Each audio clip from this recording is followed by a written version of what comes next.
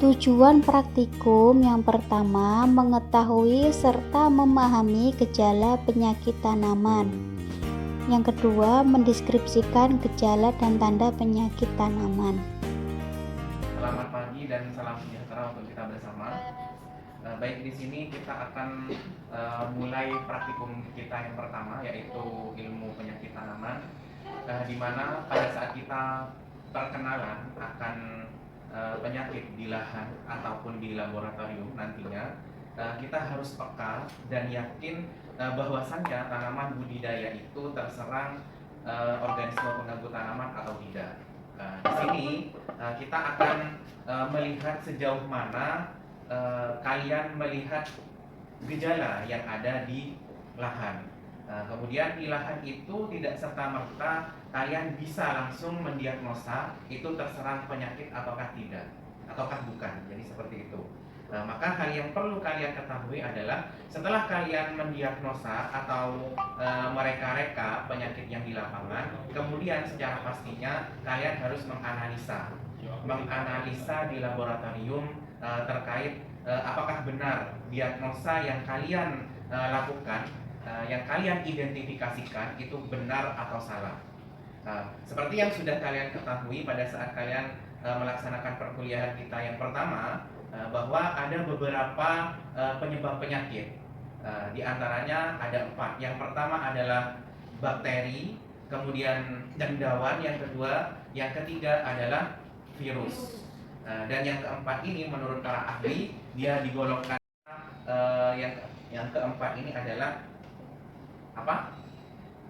Nematoda. Di mana nematoda itu adalah mikroorganisme nemathelmintes atau yang disebut dengan cacing yang memang itu menjadi penyebab suatu penyakit tanaman.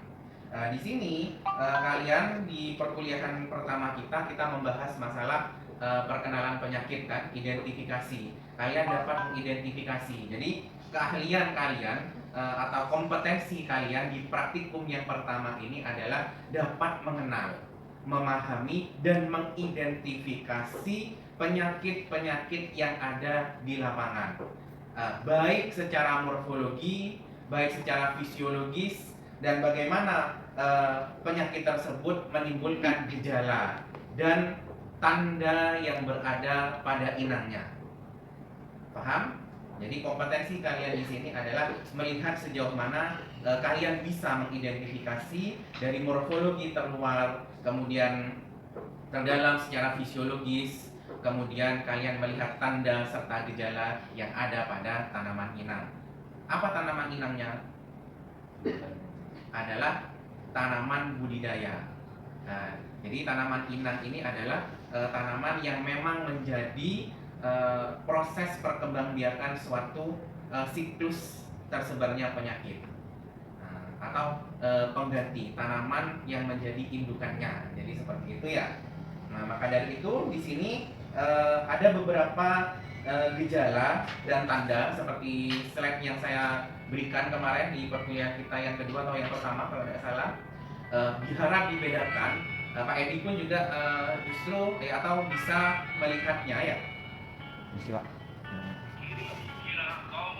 Jadi gejala ini adalah proses terbentuknya suatu penyakit tumbuhan di mana gejala ini dibedakan menjadi 3. Ada ya 3. Gejala nekrosis, hipoplastis dan hiperplastis.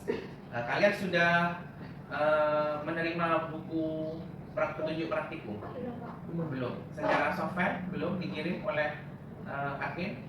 Belum ya. Nanti bisa dibaca di buku petunjuk praktikum kalian tentang 3 pokok gejala itu ya, nekrosis dan hiperplastis ya. Karena di sini terdapat beberapa contoh di mana kalau yang gejala yang terbentuk nekrosis ini adalah rusaknya atau matinya sel yang berada pada tanaman inang.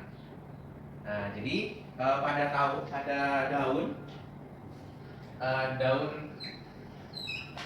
tanaman budidaya katakanlah di sini terdapat eh, tanda contohnya tanda di sini adalah mungkin adanya cendawan, ada beberapa lesio di sini nih bisa dikatakan bahwa daun ini terserang gejala nekrosis atau matinya sel yang berada pada tanaman inangnya atau permukaan daun. Jadi ini bisa dikatakan menghitam, kemudian ada tanda seperti cendawan, kemudian berbulu. Nah, ini beda ya. Jadi nekrosis dan gejala dan tanda itu harus dibedakan di sini ya. Nah, di sini kalian harus mengidentifikasi hal tersebut. Jadi gejalanya seperti apa? Apakah nekrosis, apakah hiperplastis, ataukah hipoplastis? Dimana kalau yang hiperplastis ini adalah perubahan pertumbuhan yang terlalu cepat. Nah, kalau hiper artinya hiper itu kan lebih ya. Beberapa contoh tanaman inang seperti daun atau batang ataupun ranting yang mengalami perubahan struktur morfologi. Dan pertumbuhannya pun itu sangat cepat sekali. Contohnya di sini ada permukaan ranting tanaman katakanlah kacang panjang. Di sini itu rantingnya membentuk banyak sekali ranting. Ini yang dikatakan gejala hiperplastis atau yang disebut dengan sapu setan.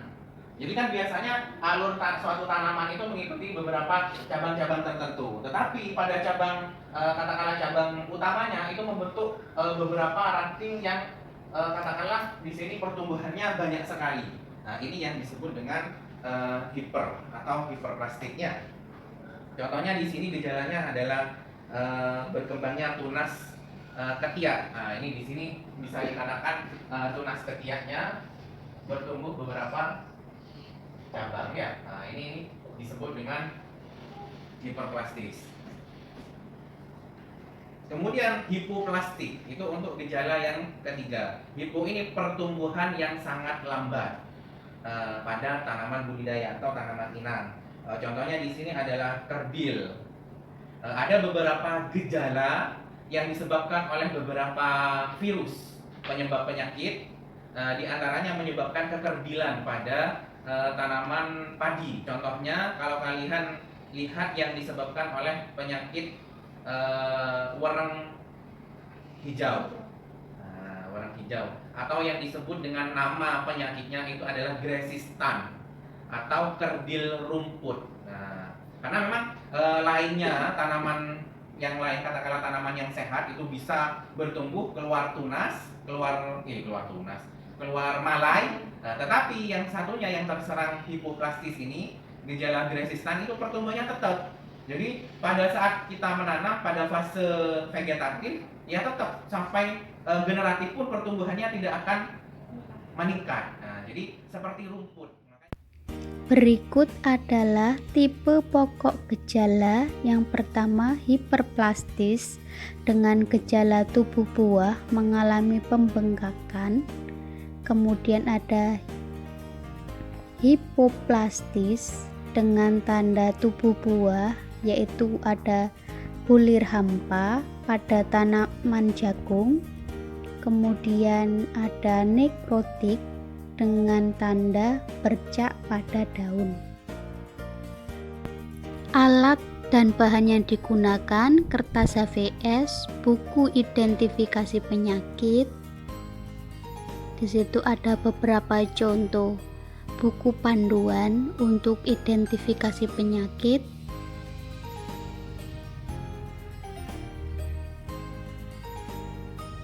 Kemudian ada kaca pembesar atau lup. Prosedur pelaksanaan praktikum, masing-masing mahasiswa melakukan identifikasi penyakit di lapang. Yang ini ciri-cirinya membentuk spot-spot kecil berwarna hitam.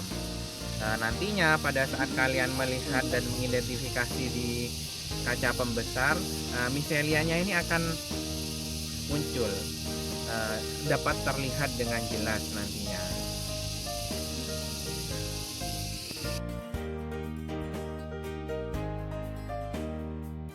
Berikutnya yaitu lahan budidaya tanaman koma.